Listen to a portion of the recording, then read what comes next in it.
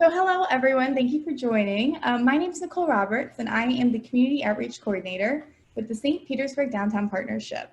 We've teamed up with the Pinellas Suncoast Transit Authority, or PSTA, Coast Bike Share, the Cross Bay Ferry, the Downtown Looper, and the St. Pete Petty Cab to create Car-Free St. Pete, an initiative designed to encourage locals to go car-free in our downtown core and to advocate for better infrastructure to be able to do so.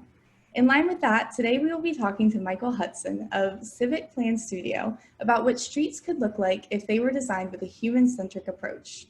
I'll let him introduce himself further, but before we get started, I just want to let everyone know that Michael will be taking questions throughout the presentation. As you come up with questions, please send them to me privately in the chat box at the bottom, and let me know if you need me to ask the question for you or if you would like to ask it yourself. And now I will pass it over to Michael. Thank you, Nicole. I don't have a script, so I might not be as polished as Nicole was just there. But and before I introduce myself again, I just wanted to talk about the title of the presentation, Urban Design for Humans, and talk about what that means to me anyway, because this is really a work of passion more than anything. And I'm starting with the image that was in the background, which is actually from Havana, Cuba. That's the promenade, the pedestrian promenade there, which does have traffic lanes on the side. But I love the fact that it captured this kind of social interaction between these kids that obviously live in Havana. They're playing soccer in the middle of the street, basically, and you have these probably tourists walking down the street, and they're being interrupted by the play.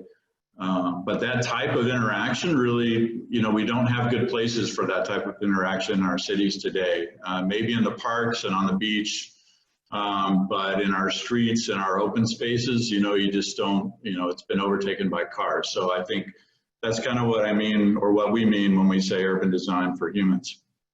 So just as a brief introduction, and first to thank Car-Free St. Pete for giving me this opportunity. I very much appreciate it.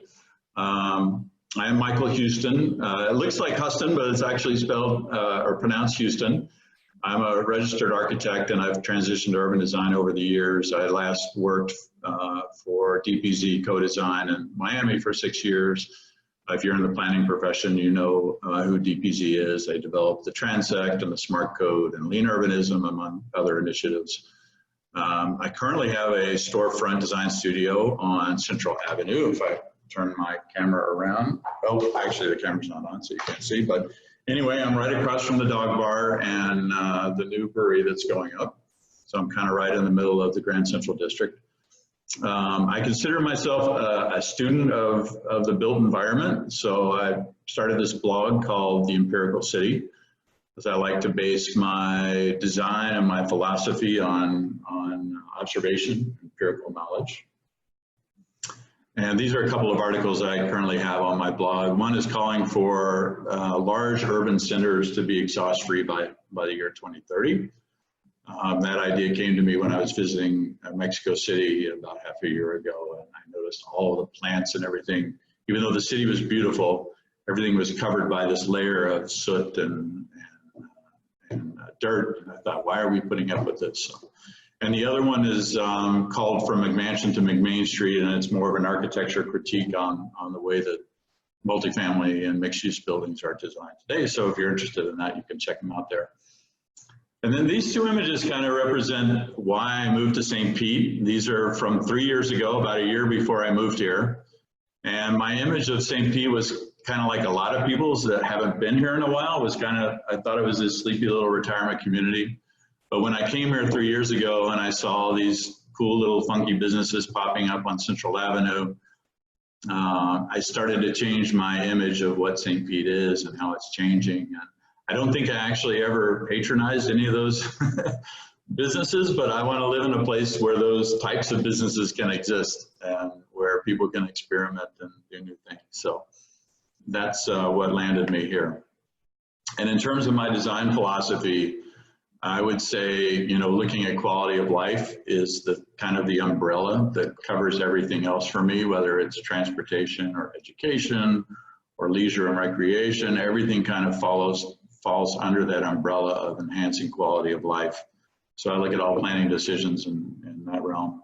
And then the other thing is that I see cities as organic things, that cities are as natural to human beings as a beehive is to the bees. And even though the city that's shown on the left, I think that's Copenhagen, you know, there's not much green space there, not many trees, but it still has this feeling of being organic and humanly scaled. So just kind of reorienting our perspective, and it doesn't have to necessarily be green to be humanly scaled, even though that's an important part of it.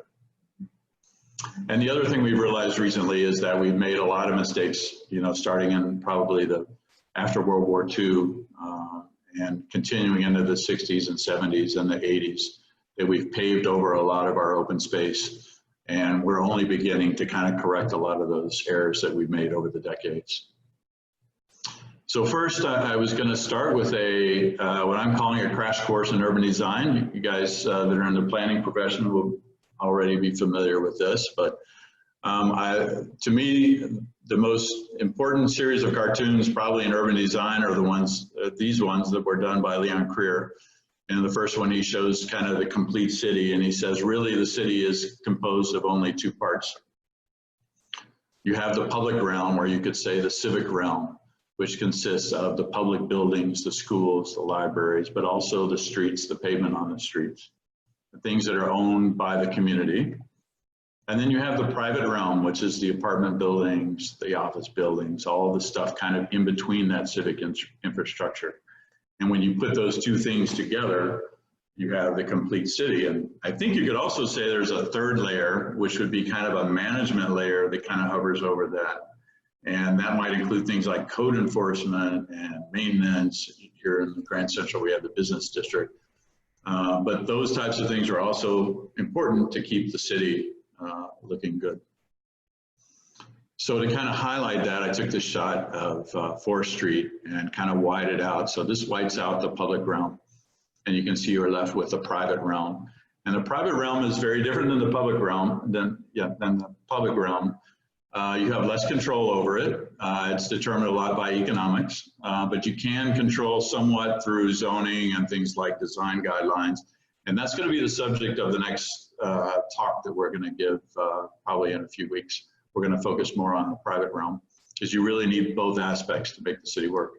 And then if you mask out the private realm, you see the public realm, and it includes not just the pavement on the streets, but also you see the post office on the left and the park down in the distance. So all of that is part of that civic infrastructure.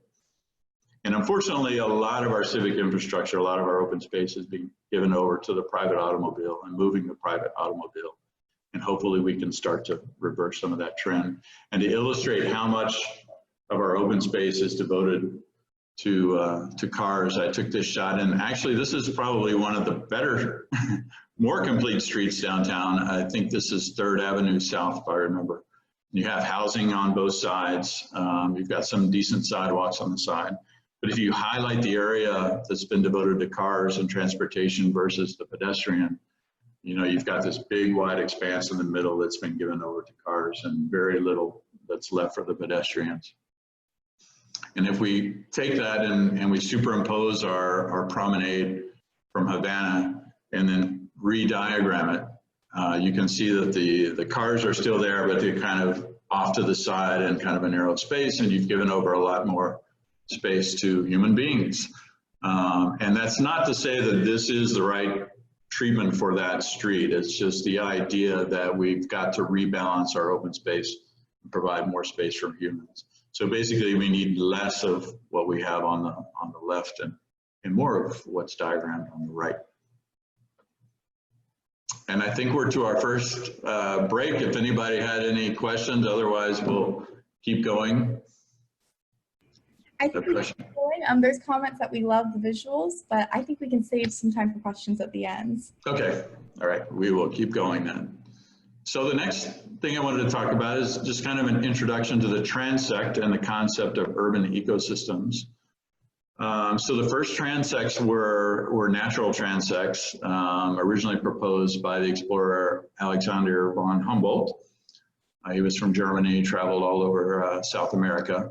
And he noticed that as you go up in elevation and you go into different climate zones, you get different ecosystems. And in each of those ecosystems, you have different animals and different plants that live at each elevation along the way.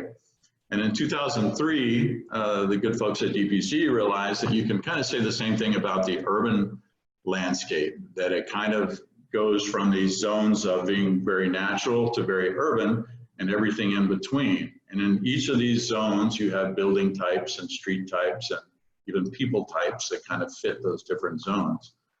So here in St. Pete, we largely have the transect zones from T3 to T6. So from the suburban zone to the very urban zone. And each of those transect zones, starting with the suburban, has a different character. You know that in the suburbs, we have more wide open spaces, more green space, but also more reliance on cars, more asphalt. I noted the other day that we spotted some unlikely pedestrians in front of that McDonald's and someone waiting for the bus. So it kind of throws off my whole theory about suburban being car dominated. But I think in general, you could say that if you're going to live in the suburbs, you're going to need a car. The T4 zone is kind of exemplified by our more historic neighborhoods. You get a wide variety of building types, all the way from single family houses on smaller lots generally, and multifamily buildings, small apartment buildings, small businesses. And I put a picture of an alley there because that's one of the identifying characteristics of the T4 zone, is they usually have alleys, which is really nice because it takes the car away from the front facade and puts it on the back. And I really am grateful that St. Pete has kept its alleys functioning. A lot of cities have abandoned alleys, and you start to see these garages popping up on the fronts of the houses. So I really appreciate that St. Pete has kept the alley structure here. And then you get to the T5 and the T6 zones, and you get the larger buildings, more density. Buildings are up closer to the street. So you can see that each of these urban ecosystems have a different character. And you can even apply that to things like signage. So in the suburban landscape, you have to have big signs out away from the building so that the cars can see. You get to the T4, the sign might move to the front of the building. The building's a little closer to the sidewalk. And then you get to the real pedestrian zone, and you generally see these blade signs or projecting signs because those are easier to see for pedestrians walking down the street. And you can apply the same thing to the people. You have some people that prefer the big yard and the quieter streets, and they're fine in the suburbs. Others that like the older neighborhoods and kind of the eclectic mix. And then you get other folks that want to live in the center of town. And the streets the same way. Generally in the suburbs, we have the wider streets. They start to neck down a little bit in the T4 zone. And in the T5 zone, they should be even more compact than probably what the photo shows on the right, but starting to move in the right direction. So considering that each transect zone is its own urban ecosystem, each area must be planned differently. And I think one of the issues we've had is that we kind of have this disconnect or this mismatch sometimes between the way we design streets and which transect we're in. So this was kind of what I would call the mobility priorities in the past, let's say 60s, 70s, and 80s, where they were doing all these street retrofits, and the automobile was always at the top of the list. Like I'm looking at 28th Street here in Kenwood, where I live. And I don't know exactly when that street retrofit was done, but basically they almost obliterated the sidewalks and wedged in 4 car lanes, and the bikes don't get any space at all. So I think today we're proposing that we need to kind of rebalance those priorities. And I would say the T3 zone is going to kind of stay in an auto-dominated zone. You're still going to have some pedestrian and bike facilities there, but you can't make all of the suburbs super pedestrian friendly because it's just too big of a scale. In the T4 zone, I see it as kind of balanced. It's kind of a good balance between the car, the pedestrian, the bicycles. They kind of all coexist. But I would propose that when you get to the T5 and T6 zones, that you really have to focus much more on the pedestrian, micromobility, and the transit. And the automobile should be taking kind of a backseat, no pun intended, in our urban centers. So again, to look at this kind of mismatch or an illustration, we have the one-way pairs of 9th and 8th Street. And if you count the car lanes in those two streets, they actually equal the amount of lanes that you have in Highway 19 that traverses up and down Pinellas County. So the question is, why do we have a Highway 19 coming through the middle of our downtown? And we actually have two. We have another pair at 4th Street, which I'll show here in a minute. I guess we're gonna skip the questions, you think, Nicole, or do you have it? I think you're muted. Yes, I haven't seen any questions come in, so I think keep coming along, but feel free to put questions in the chat if you have any. Okay, great. I'll keep going. So mapping, this is kind of my favorite part of the presentation here, if I don't say so myself. So here we're starting with a map of St. Pete, and I know it kind of goes up to the north. This is just what I captured on the screen. I have a little diagram of the transect off to the left there. And I kind of started with the easy zone, which is the urban zone. And let me say this map is very simplified. I have not fine-tuned it. There's probably some T4 zones in the downtown area, and there's definitely some T4 zones in the suburban area along Central Avenue, but I'm doing a very simplified version.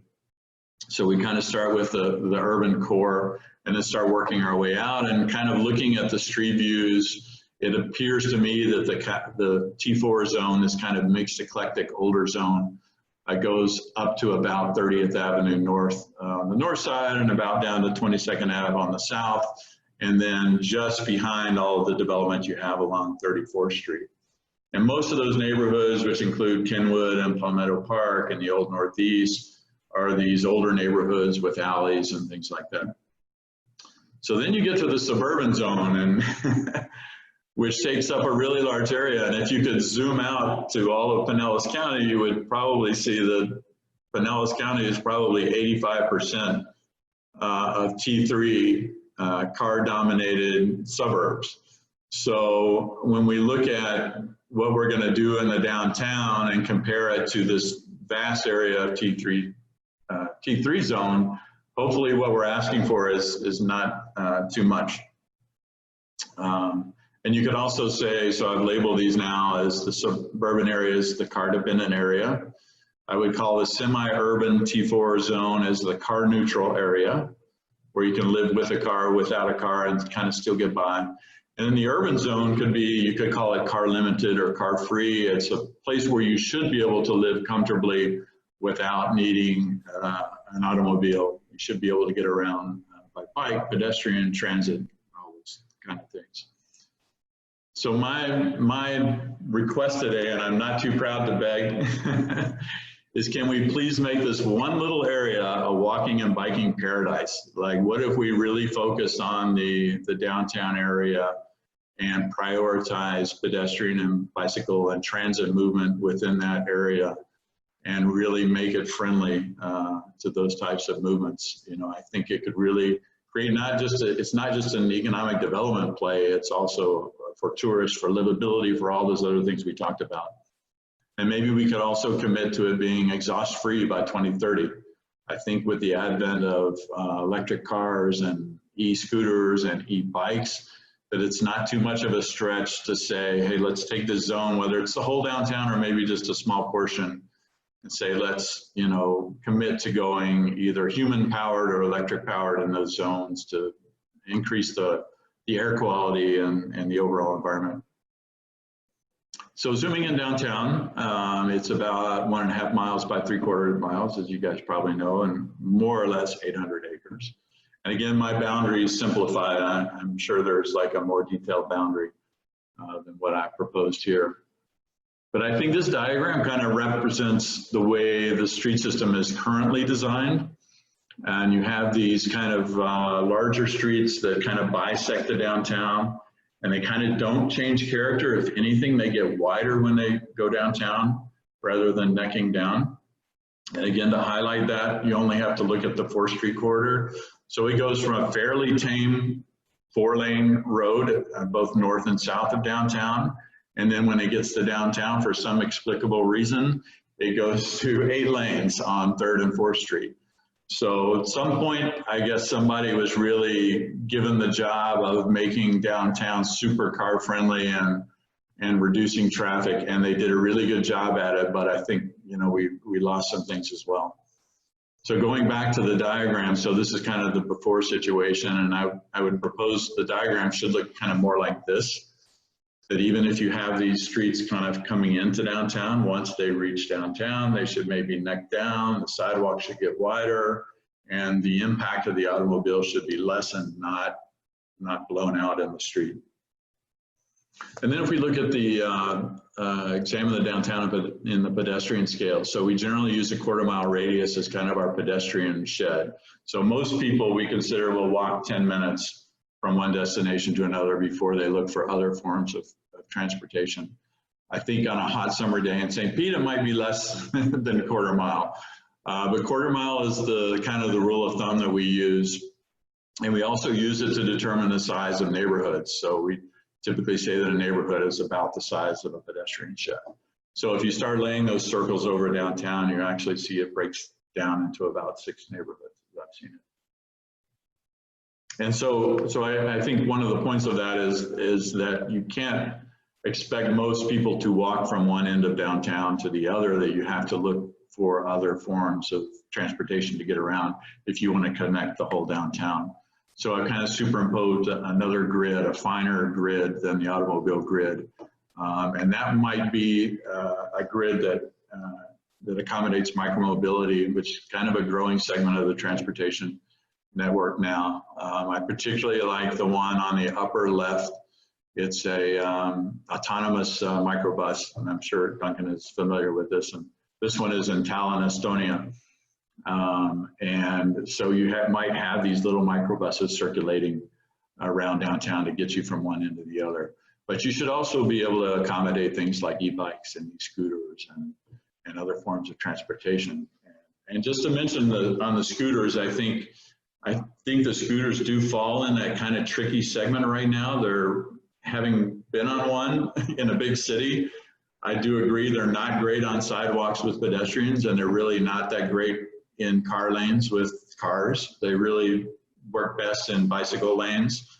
And so I think we need to look at expanding the bike lanes drastically in the downtown area and maybe beyond the downtown to accommodate these new forms of transportation. And we'll just skip the questions and keep going. We actually have a few questions. Oh, okay. Yeah, so one goes back to the transect conversation. Mm-hmm. But Joshua asked, what are good examples of transect 5 or 6 streets in St. Pete, in downtown St. Pete? So I would say we don't have a lot that are super complete, but I would say in terms of the built environment, the private realm, 4th Street and Central Avenue as you get closer to the bay, feel like I would say actually Central as you get closer to the bay approaches the T6 scale because it has the high rises and things like that. And usually T6 is denoted by taller buildings, high rises and mid-rise buildings. Whereas T5 can be kind of a lower scale. I think a good example of T5 would be the new buildings they built on Central between 16th and 18th, the 1701 and the Artistry buildings, kind of that 5-6 story range, and they have some retail on the ground floor. Might be better if they had more retail on the ground floor. But I'd say that's a good example of a T5 street. No, that's a great example, and I'm very excited for those developments to be coming out. If the rent was a little cheaper, I might live in one of those, but. Same here. Yeah. Our other question is from Christine. She says she cannot agree more with your walkable downtown plan, but asked, who are you making the request to? Is this going to the mayor, council members, governor? Can you speak a little bit to that? I would love to see it eventually go to those folks because really it does take a commitment from the top to get things like this done. I think for me, I'm still, even though I've been in St. Pete for 2 years, I still feel kind of like a newcomer, and I'm still getting plugged into organizations like Car Free St. Pete. So I think this is the start of the dialogue, and I'm, anybody that wants to jump on board and take this to the city leaders. I will totally back it up and provide whatever support I can for this. I agree with that, and it segues into a good little plug. Car Free St. Pete is toying with the idea of creating a committee and a group to kind of work on things like this. So just keep an eye on our social media page for something like that. Information should be coming towards the beginning of next year. But I'll turn it back over to Michael. Great, thank you. Good questions. So then, just for fun, we decided to model some typical blocks, and this one's kind of based on 9th Street, which has 4 traffic lanes and parallel parking. And we wanted to try out some street transformations, and this is not to say that the transformations we're going to show are the right ones for that street. It was just to kind of use it as a template to explore some ideas. So we started with the 4, and then the first transformation that we did is just kind of your typical what's called complete street. So we took the 4 lanes and we necked it down to 2 lanes. And honestly, I would be surprised if downtown St. Pete needed any streets that had more than 2 traffic lanes in it anywhere. And the rest of that should be given back to pedestrians and bicycles and micromobility. I could be proven wrong, but that's just my hunch. So anyway, this is the complete street. It has the 2 lanes. It still has the parallel parking. And then you end up with a nice wide 9 or 10 foot wide bicycle lane, which could also be used by the e-scooters and the e-bikes and all those other forms of micromobility. And that street might look something like this. This is a street transformation by Stephen Price at Urban Advantage. This is not a St. Pete street. This is just kind of a generic street. And then the next one we did is sometimes they take the parking and they put it in the center, which starts to create kind of this concept of the parking plaza, or a plaza that can be used for other things, as you'll see in the next slide. So you can close off that street on certain days and set up tents, and suddenly you have kind of an instant market. So it's a very versatile type of street design, and you can see how it might look. This is also by Steve Price. You can put trees in between the parking spaces and lights and things like that. And then on certain days, you can set up the tents and it turns into a big plaza. And then the next one is called the Alameda. So this one is used a lot in South American cities and hot climates where you want to provide a very shaded walking environment. This one would probably be more conducive to a residential, or a street that has more residential and less commercial activity on it. And that might look like something like that. It's in Mexico City. And you can imagine buildings on each side. This street, this image would work whether there's buildings on the side or more park space. But we obviously need more shade in our hot climate. So something like this would work really well. And then the next one is, I call a straza, which is a term I've coined, and I'm trying to spread, get it to be a known thing. But I've seen some new developments that instead of designing just a street or just a plaza, they kind of take a street and they widen it and they put buildings in the center. And we have so many wide right-of-ways in downtown St. Pete that perhaps you could actually put buildings in the center of some of these streets and have cafes and bookstore, a florist or something like that to activate these, the centers of these streets. Because once we kind of reduce the traffic lanes down to something that's manageable, we don't necessarily need so much open space. Some blocks, not all blocks, could have something like this. And there's an example of what that looks like. And I apologize for the national chain business there. I know we're more about local businesses here, but that's the only image I could find. And then the last one is just turn it into what I call a green street and just make it into a green space. And you know, you wouldn't want to do this obviously in all the streets, but there might be good candidates for it. And I could still see the mini buses, the micro buses circulating on the side, because you want to make sure that these things don't become barriers and super blocks. So you still need to have some connectivity from one block to the other. But think how nice it would be to live on that street if you had, you know, kids or a family, and they could go out and play and wouldn't have to worry about getting run over. And that one would look something like that. That's in Rosemary Beach in up in the Panhandle, which was a DPC project. So now I wanted to kind of put these two models side by side and kind of grade them and start giving out some gold stars. And I think the first one will ask, you know, which street moves traffic better? And I think we have to give the star to Street A on that one. There's no denying that it can move the traffic the fastest and the most efficient. And if that was the only reason why we were designing streets, you would probably keep them all that way. But if we go back to that philosophy of thinking about quality of life and about making planning decisions on other factors, we can start to grade the street based on these other factors. So if you looked at, you know, which street is healthier, which one promotes walking and biking and reduces traffic-related injuries and fatalities, you would have to give the star to the B street. Which one is better for the environment? The one on the right is obviously going to reduce vehicular emissions, reduce the heat island effect, provide cleaner air, so we're going to give the star to that one. For community building, you think about which one promotes more social activity, I would give it to the B street.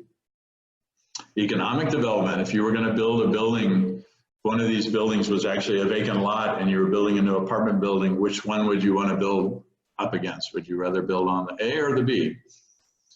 And social justice, which street more equitably allocates the public space for all segments of the population, not just for people that own cars, but for people that are walking, biking, taking transit, things like that. And just in terms of overall livability, you know, which one would you rather have your window or your balcony facing, the A or the B?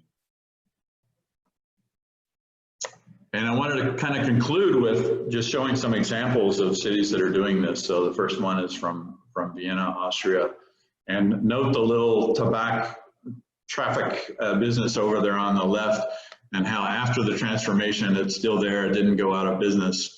And actually, it looks like a few other businesses have popped up. So they did this pedestrian transformation.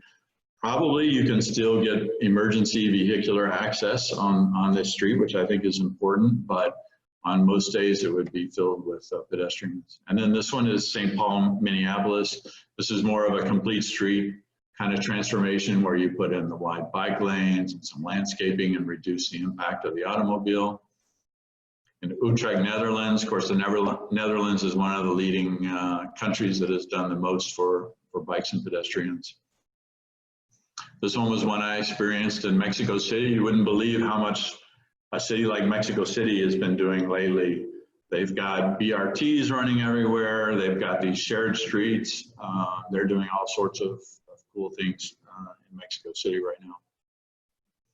And Paris, France, it's hard to compete with Paris, France, but why not? They're doing things like shared streets and shared spaces. And this one is down in Coral Gables, where they took a vehicular street and turned it into a pedestrian street. This one happens to be lined with restaurants, so pedestrian streets are really good for restaurants. And then I just wanted to show these images from Lisbon and Portugal, and just talk about the investment in the pedestrian infrastructure as opposed to spending it all on highways and car lanes, but the ability to really make beautiful pedestrian environments. We really focused on that. Imagine what a Magnet St. Pete would be for not just tourists, but for people to live in and work in and all those kinds of things. And then also I wanted to touch on the car-free zone in Ghent, Belgium, and there's several of these in Europe now, but this one I visited, so I was familiar with it. And I wanted to see how it compared to our downtown in St. Pete. So I blew up that map at the same scale as my aerial. And if we outline the car-free area, and you can see it takes up an area of about 4 by 6 blocks, which is probably pretty close to our pedestrian shed. And I think it's important to keep in mind also that even in these car-free zones, they still allow people that live in those zones that have garage parking spaces to enter with their cars. So even though it's called car-free, it still allows vehicles to enter, and I think that's important. You have to keep the functionality going even if you go car-free. And this is a shared, what we call a shared space within that zone. And I love this photo because it shows like every possible type of transportation you can imagine. You have pedestrians, bikes, you have little service vehicles, the train there. Everything is kind of occupying the same space, and there's hardly any stripes or arrows, and sometimes with complete streets they end up looking like, you know, airport runways, because you have so many like stripes and lanes and everything. And in a shared space, you kind of let the street furniture, so to speak, kind of guide people to where they can go. And you get vehicles like this, I don't even know what you would call that, but and lots of pedestrians, obviously. And the other point I wanted to make towards the end here is that we can start lean. This is a proposal I put on the table for the Kenwood. I mentioned it earlier, the 28th Street, and which has very little traffic, and for some reason it has this 4-lane road going through the middle of it with a very narrow sidewalk. So I'm proposing that we take a whole travel lane and just put a buffered bike lane in there and kind of reconnect the neighborhood, because right now it's really a barrier between the east and west sides of the neighborhood. And I visited the Black Lives Matter street mural the other day. I think this is another good example of what you can do in a very lean way. You could start doing this in downtown. You know, in Wynwood, Miami, they have the murals on the walls everywhere, and maybe in St. Pete we put murals on the streets and expand on this idea. So in conclusion, I think we just need to decide, you know, which kind of city we want to be. Do we want to be a city of asphalt, or do we want to be a city of people? Do we want to create environments that are conducive for human activity, or environments that just accommodate the automobile? And this is kind of the conclusion. So we wanted to finish with, here's what you can do to take action. You can visit stpete2050.com. There is a new vision plan for St. Pete in the works. I think it's a little bit on hold right now because of the pandemic, but you can sign up there, and you can also leave a comment. So please, you know, if you support this type of vision for a more walkable and bikeable downtown, and even beyond downtown, leave your comments and get on their mailing list. You can also follow Car Free St. Pete on Facebook, Instagram, and Twitter. And you can sign up for their mailing list at carfreestpete.com. You can email directly to carfreestpete@gmail.com. You can support the initiative to make the downtown exhaust-free or emissions-free by 2030. That's kind of my personal mission, which I hope to push. And I would love to see St. Pete be the first community to, like, you know, it would make national headlines if St. Pete came out and said, in 10 years, we're going to have, you know, an emission-free zone in our downtown. It would really put us on the map. And then you can also go to my blog and subscribe there, and I'll keep writing about architecture and urban design issues and St. Pete as well. And I think that's it. My tagline is generally, let's build better cities. And again, thank you to Car Free St. Pete. Let's get this done. Yes. Well, thank you so much for joining us today, Michael. I did want to note, if there's other ways people are looking to get involved, Cheryl Stacks noted in the chat that if you want to be added to the city's Complete Street Committee email distribution, just send her an email at cheryl.stacks@stpete.org. You can find that email in the chat. Additionally, our friends over the Bay at the Downtown Tampa Partnership run an urban design committee that meets monthly. So if you're interested in learning more about that, I'll put my email in the chat, but you can give me an email at nicole@stpetepartnership.org. I'll put that in the chat for everybody as well. And Bedazzle noted that you can also just get involved with your neighborhood associations to advocate for better mobility options. So are there any other questions? You know, feel free to put them in the chat as they roll in. Questions, or if you have a comment about, I know some of you are involved in these initiatives, so feel free to comment. Tell us how we can get this done. Can we just ask a question, or do we have to put it in the chat? You can ask. Hey, really, thank you so much for the presentation. Really enjoyed it. I'm just curious to get your take on the coronavirus and how that's going to affect downtown, where you know, we need a lot more outdoor space, and so we can distance a little bit. And is that it? How's that going to affect urban design, and what can we do in St. Pete? Yeah, well, I think it's going to affect us quite a bit in the short run, maybe a little bit less in the long run. A lot of cities have taken this as an opportunity to transform their streets. And I know in St. Pete, we've done some things like take over the parking spaces and turn them into outdoor dining areas. But other cities have done much more kind of major things. In terms of the built environment, one thing for me personally, I write design guidelines. I'm working with the city of Sunrise, Florida right now. And we're kind of tweaking our multifamily design guidelines to maybe require some sort of balcony for residential units, because I think they've become really important as people have had to quarantine. Folks that don't have balconies and can only open the window are kind of at a loss. So having that type of private open space where you can be safe but still enjoy the street life, I think is really important. But also I would say, you know, again, I think it's a short-term thing, more of a short-term thing. I think in maybe a year, if we get past this, things are going to calm down a little bit, and maybe we'll have less of an impact. I'm not sure I would go live in a high-rise personally anytime soon, because elevators are not the best place. But I think low-rise and mid-rise buildings, which I'm more of a proponent of kind of this mid-rise scale, 5 to 6 stories where you can still get up and down by a stair, to me is better.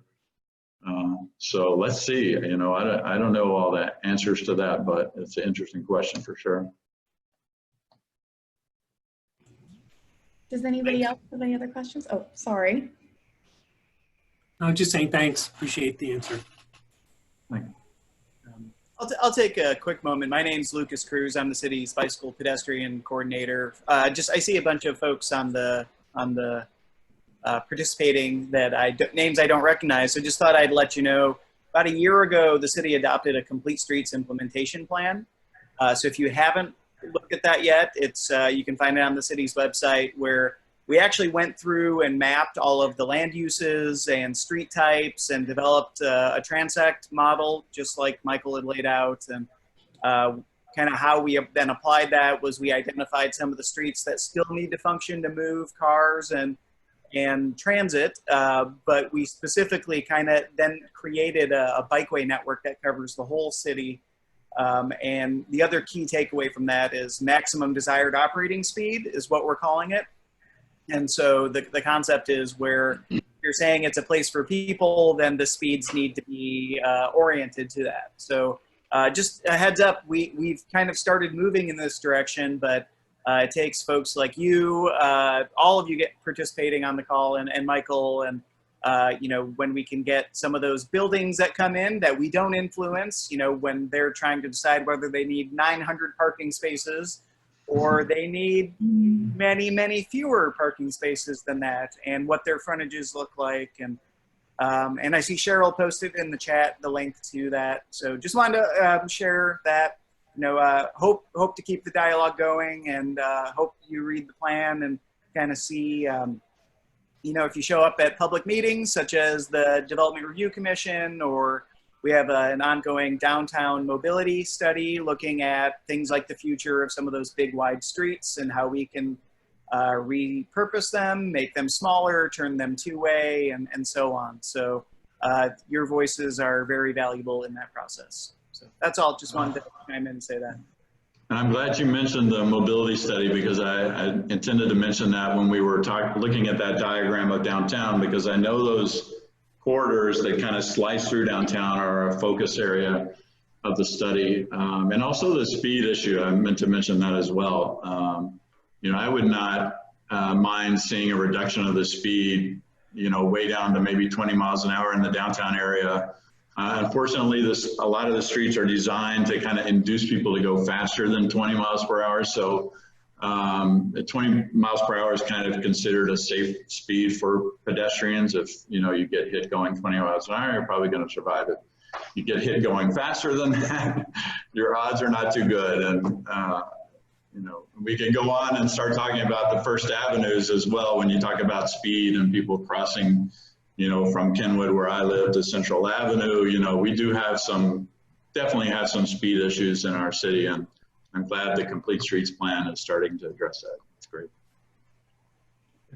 If I can take a stab, you say, what's the mystery of those trying to get cars out of town? I mean, this just traces back to white flight in the 50s, right? Nobody wants to live downtown. We all want to live out of state. What do we need to do with these comfortable little cozy streets in our beautiful little Mayberry town? Is we want to turn them all around, turn them into sewers, and get these people straight out of town because nobody wants to be here after sunset. I mean, those are legacies to white flight or suburban flight or whatever you want to call it. And what we're trying to do right now is to fix that wrong. I love to hear you say that. Listen, as a transit advocate, I live up here in Safety Harbor. I tried so hard to get some of this stuff done, and of course I got no power, but and my number one goal is to move down into St. Pete. My obsession is still with 34th Street, and I hated to see that your line stopped at essentially 32nd.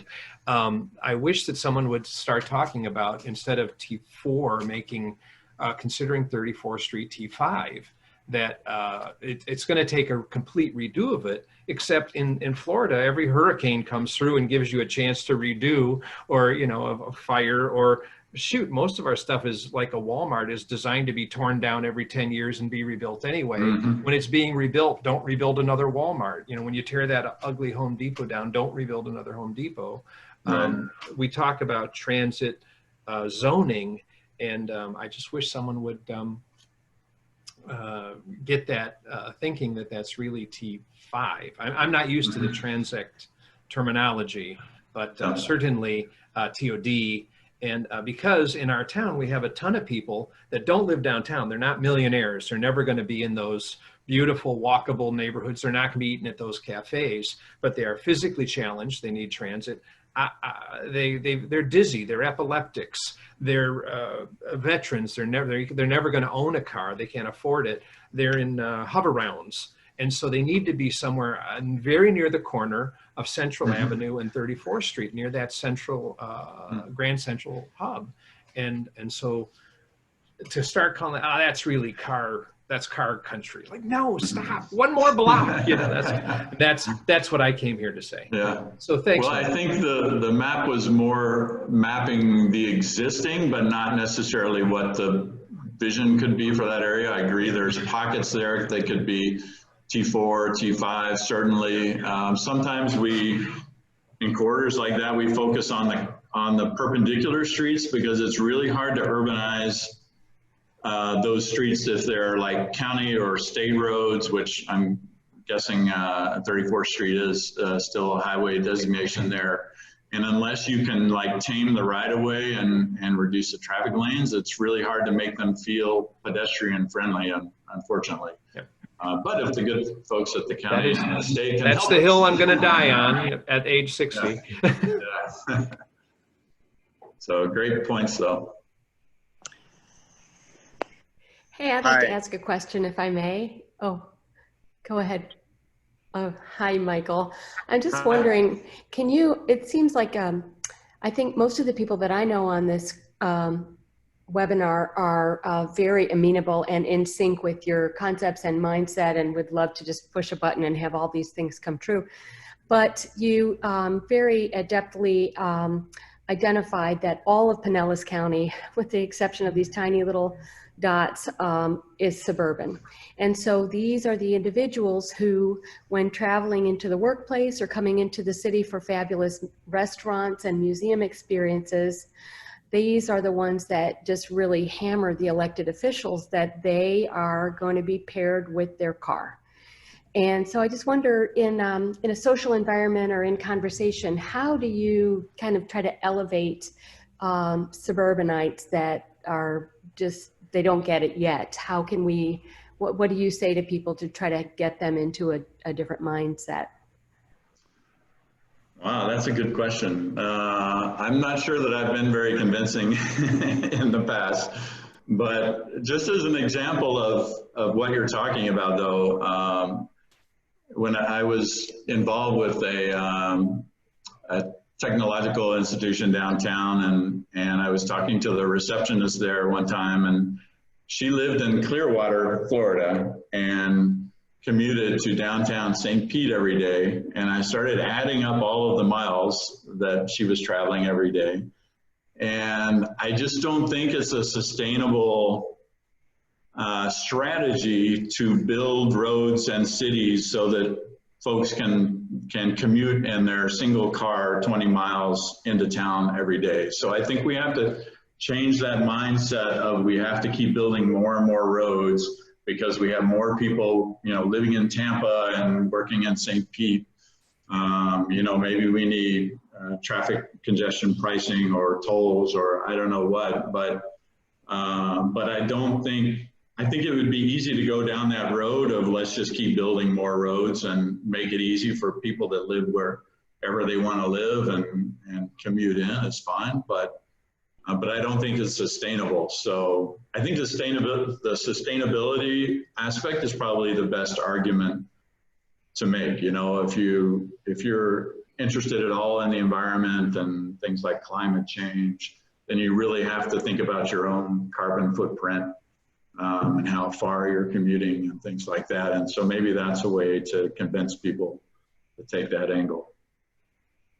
I always try to live, I think I've always lived within a mile of where I've worked, but I know it's a luxury to have, but right now my house is 4 blocks from my office, so which works out nicely. But you really have to plan ahead and you have to have some flexibility. Not everybody has that flexibility. Hi. So I'm Brian, and I've done some transit advocacy with my neighborhood association, which is the St. Pete Heights neighborhood, just north of 30th Avenue, right on that 28th Street corridor that you were talking about, which is definitely, I very much agree with what you said. It's a dividing line between our neighborhood and Station View on the other side. Mm-hmm. You showed all these amazing examples of cities around the world, Mexico City, Amsterdam, etc., that have implemented some of these amazing changes that you talked about. I'm curious, my question is actually connected a little bit to the previous question. I'm curious to know if you've done any research into the education or the advocacy done around changing the mindset, because I imagine that at some point in time, even Amsterdam had to have met some resistance to these changes, right? And I wonder how those cities or those places tackled that and how they educated the public on why this would be the better solution for society. Yeah. That's, again, another great question. And I might have to rely on folks like Nicole and maybe yourself to put the human face on visions like this and go out and talk about it and keep advocating for it. I think generally it takes a few cities to kind of be the leaders. And then once they do the changes or the transformations and show the results, I just saw an article someone posted on Facebook about an area, I think it was in Madrid, that established a car-free zone, and the business taxes or whatever had gone up like 10% since they went car-free in that zone. Looking at what other cities have done and looking at the data and just doing things like this, talking about it and talking to your friends about it. And if I come up with any better answers, I'll post them, but I think getting the discussion going is the big part of it. Oh, and let me say also having pictures, like that whole thing of a picture is worth 1,000 words is really true when you start to show examples of beautiful streets that have trees and things like that. And people can see what that means rather than just talking about, these concepts. I think that goes a long way. So you have to have the vision first and then the plan and then the implementation and it's a sequence. So let's get it done. Well, I just want to say one thing to comment off of Brian's comment. I think when you're talking about any transportation project or anything that's, changing the built environment, there's always going to be resistance to change. Yeah. I think one way to alleviate some of that is to be able to like you said, show success, like in their local area, right? You can point people to Amsterdam, Europe. A lot of that will not connect with people here. Mm-hmm. Look at projects that we've done successfully, like the MLK bike lanes, which, you know, I see as a success. The data has shown that has been a success in slowing down cars on that street, increasing transit ridership. Point to projects like that, and I think people will say, you know, the businesses along that, you know, corridor are a lot more, it's a lot better to shop at them now than it was when there were cars going by at 50 miles an hour. So I think, you know, pointing to local examples and, you know, project by project, you'll grow your base of support, I think, I hope. And, you know, I found that it just takes a little courage to do those projects, right? You know, Lucas and Cheryl, who are both on this call, and a lot of our city staff have been pretty courageous in some of the projects they've, you know, tried to tackle, like the MLK project.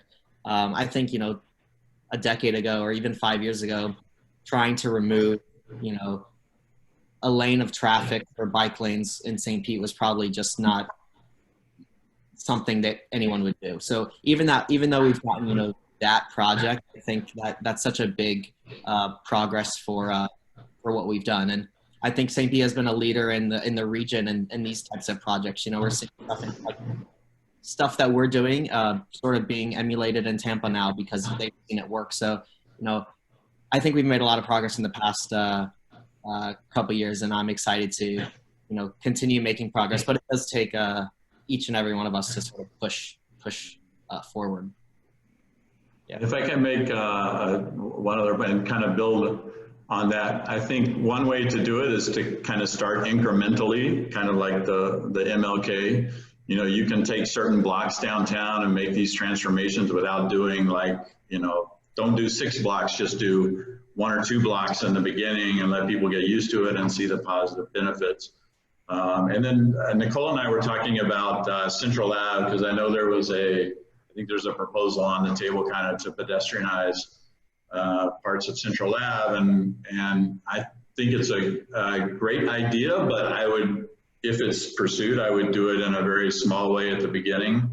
There's been a lot of totally pedestrian streets that have failed around the country, and they've kind of had to be redone. So I would say start small, and also consider the economic ecosystem that exists in each of those blocks. And for example, the barbershop that's next to me would probably not survive on a pedestrian-only street because it needs, you know, that little bit of parking for people to come and go.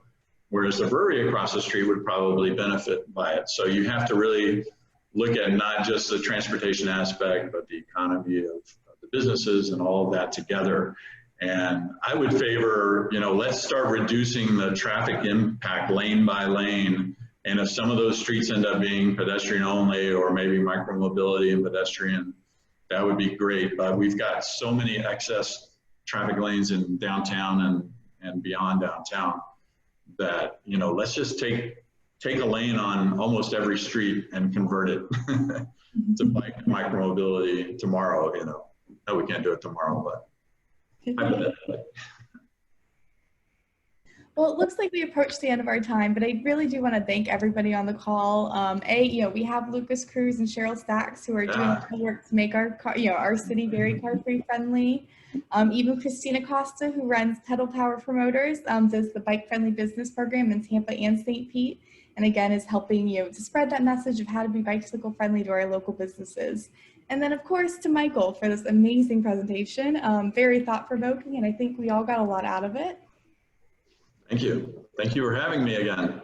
Yeah, of course. So thank you all. And if this is deemed a success, like we said, we're going to do a part 2 where we talk about the private realm and kind of what you can do on the building side. And there's quite a bit to talk about there as well. And I loved hearing everybody else's comments and suggestions, because I see a lot of people here that really are capable of helping us get things done. So that's great. Yeah, so please stay tuned for details about part 2. We should be getting those out to you shortly. And thank you for joining us today. Thank you all. Okay. Bye-bye. Bye-bye.